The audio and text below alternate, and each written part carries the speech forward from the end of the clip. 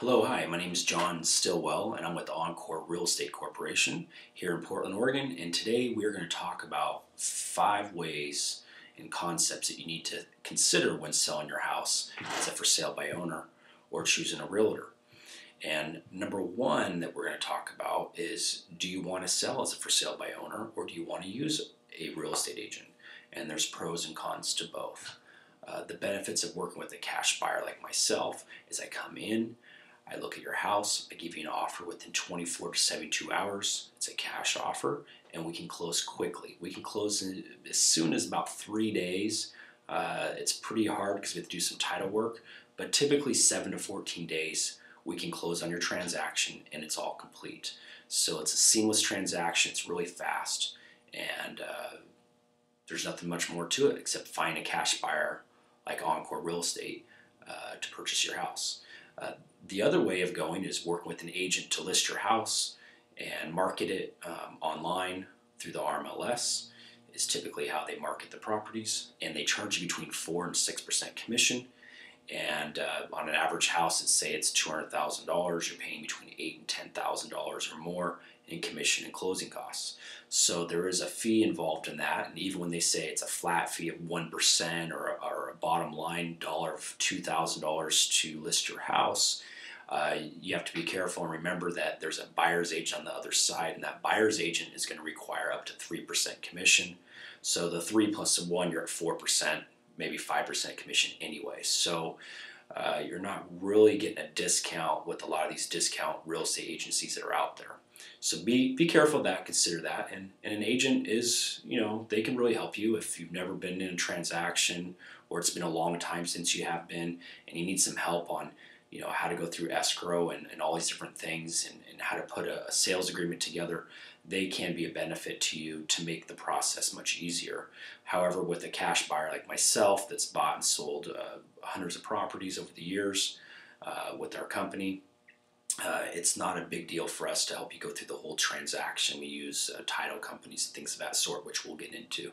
So, but you have to decide if you're going to sell it on your own or if you're going to use an agent. If you're going to sell on your own, you can contact us directly and we can help you in the process of selling, and we can buy your property possibly. The other thing is marketing, because if you are going to sell your house, you are going to have to market. You can't just put a sign in your yard and hope that you sell the house. It doesn't work that way. 80 to 90% of all buyers now go to the internet. They don't go to a real estate agent anymore. They go to the internet because of all the data and information that's out there on the web.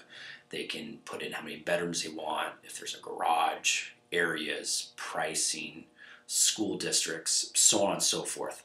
There's a lot of different things they can put in and do data searches to find a house that fits their needs. So when you're marketing, you need to go to places like Craigslist, Backpage, and Postlets.com. You can go to those websites and put pictures on the internet and added features of your property and details, so when people go to the internet to search for a house that maybe your house fits in that criteria, they'll contact you.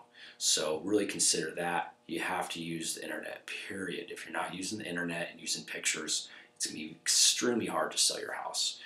And then you can search online, like at Google, and look for Cash Buyers Portland. You can type in Encore Real Estate. You can give us a call at 503-669-HOME, and we can come in and offer you a cash offer on your home. And we'll market, we'll do it at a market fair price as is conditions. So, and we can do it within 24 to 72 hours. So when you're marketing a house, you have to use the internet. That's number one. So the other thing is you have to figure out is negotiating. If you're going to negotiate on a house, you have to know the pros and cons of your house. And a lot of times in this marketplace, it's more about the price of the house than it is the condition of your house, because every market has its changes. And currently in this marketplace, price really drives the sale of a house. Location is always important as well. So one thing to consider about negotiating is knowing what your house is worth. And you can go to a realtor and get a what's called a BPO, broker price opinion. You can go online and type in your address at Zillow.com or Trulia.com, Trulia.com, and get an idea of what your house is worth. Now, these websites do not bring in the human factor of what the value of your house is. It's just an online system just to get a broad spectrum of what your house might be worth. It could be worth more or it could be worth less than what it's saying on the internet because of things like, is it next to a freeway that makes loud noise? Is there roof repairs that are needed? Is there flooding in the basement? Is there flooring that needs to be fixed? Is there an updating that needs to be done in the kitchens and bathrooms? So those are things to consider. And the benefit is from you selling the house is the floor plan in good shape? Is the house in good shape? So there's a lot of things to consider when you're negotiating is, well, what's the cost of my house really worth? And what's going to entice a buyer to buy my house if I have a leaky roof, or if I have plumbing issues, or if the house is in really great condition and it's next to a really nice park, or it's close to a really good school. That might get a higher value than what Zillow shows. So just be careful as online websites. They are a good idea just to get basically just an idea of what your house is worth. Someone like myself or a real estate agent out there that knows the area real well can give you a more accurate value of what your house is worth. So negotiating a lot of the times has to do with price, and you have to make sure that you price your house correctly. So that is one thing you have to consider on number 3. Number 4 is you have to consider repairs. What kind of repairs are needed on your house? Like I was just saying, you may have a leaky roof, or you might have windows that need to be installed, things like that. And you have to figure out, for every dollar that you put in the house, are you getting $1 back? Are you getting $2 back? What's your rate of return? So if a roof costs you $4,000, are you going to get $8,000 more for your house? And the real thing to consider here is not only just the cost to do it, but the time. Is it worth your time to replace a whole entire roof, or fix all the electrical issues in the house, or whatever the issues might be, the upgrades of the kitchen? Is it worth your time and your money to do that? Because if it costs you $5, $10, $15, $30,000 to get your house to be worth this much of a value, how long is it going to take you to get there? Do you have that time? Do you want to do that work? Do you want to hire contractors? You have to consider that. A lot of times buyers, what they'll do is they'll just deduct what that cost is to do these repairs and these updates, and then that's where you arrive at your price. So with your repairs, consider time and money. That's number 4. Number 5 is closing the transaction. Once you work with a cash buyer like myself, then it's a matter of putting what's called a purchase and sales agreement together, where we both sign an agreement, say I'm going to buy your house for $150,000, for example, and I'm going to give you $2,000 to $3,000, maybe $5,000 worth of earnest money. Earnest money says I'm serious about buying your house, and I'm putting this money as a kind of like a down payment. And that earnest money and the purchase and sales agreement goes to an escrow officer with the title agency, such as Fidelity Title, First American Title, Lawyers Title, just to name a few. These are top title companies that work as a third party to help close the transaction. So what would happen is the purchase and sales agreement goes over there, and the earnest money from me that I write a check out goes to title, and they hold it. And the next thing is we do an inspection.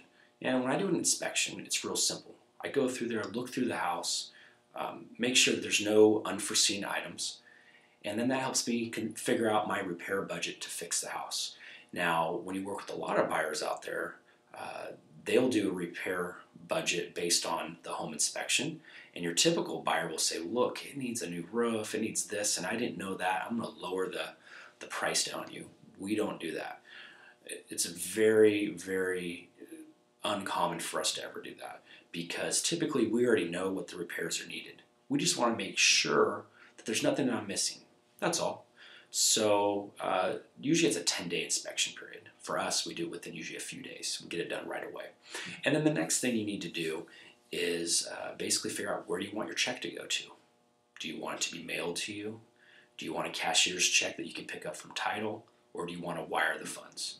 And of course, in order to receive those funds, what we do is we wire all of our funds to escrow, and they pay off your mortgage or any liens against the property, and whatever money's left over goes to you. So how do you want to collect your check? So these are the 5 main elements in order to sell your house. Number one, work with a realtor or sell directly to a cash buyer like myself. Number two, you have to make sure you know how to market your property. Number three, you have to make sure you know how to negotiate the property. Number four, what kind of repairs are you going to do, or are you just going to deduct those repair costs off and come to a sales price? And number five, how are you going to collect your check and work with escrow? So again, I'm John Still with Encore Real Estate, and we'll have more videos outlining the details of each one of these items. Thank you.